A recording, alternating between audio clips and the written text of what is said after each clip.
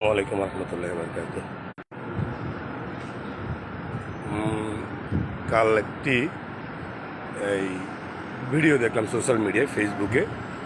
একজন নারী কক্সবাজার ট্যুরিস্ট পর্যটন এরিয়ায় সে তার শালীনতা বজায় রেখে চলতেছে।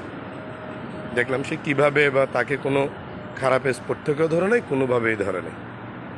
একটি টকবকে যুবক গিয়ে তাকে ধরে তাকে বিভিন্নভাবে জিজ্ঞেস করতেছে, তুমি এখানে কি করতেছো, তোমার জায়গা কোথায়, তোমার অফিস কোথায়, তোমার বাড়ি কোথায়।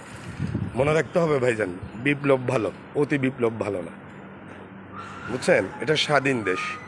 এটা হিন্দু ধর্ম, বৌদ্ধ, খ্রিস্টান বিভিন্ন দেশের মানুষ এখানে আসা যাওয়া করবে, এটাই স্বাভাবিক। এখানে সাম্প্রদায়িক একটা দেশ আমাদের। সবচেয়ে বড় কথা হলো যে দেখেন, এখানে ট্যুরিস্ট একটা পর্যটন এরিয়ায় এখানে বিভিন্ন কালচারের, বিভিন্ন দেশের, শুধু আমাদের বাংলাদেশি না, বিভিন্ন দেশের মানুষ আসে। এক একজনের কালচার এক এক ধরনের, ধরন চলাফেরা, এক একটা দেশের কালচার এক এক ধরনের। তো এই জায়গা থেকে মনে রাখতে হবে যে ভাইজান, আপনি একজন নারীকে কিভাবে ব্যবহার করবেন সেটা আপনার জানা দরকার। আপনার ঘরে মা আছে, বোন আছে, সবাই আছে। আপনি ইসলাম কি বলে সেটাকে আগে ধারণ করবেন। আপনি যদি মুসলমান হন সেটা ধারণ করবেন, তাকে বুঝাবেন, তাকে আপনি কোরআন দিয়ে, হাদিস দিয়ে আপনি বোঝানোর চেষ্টা করবেন। কিন্তু আপনি যেভাবে ওকে গিয়ে আক্রমণ করলেন, আশেপাশের অনেক মানুষ তাকাই আছে।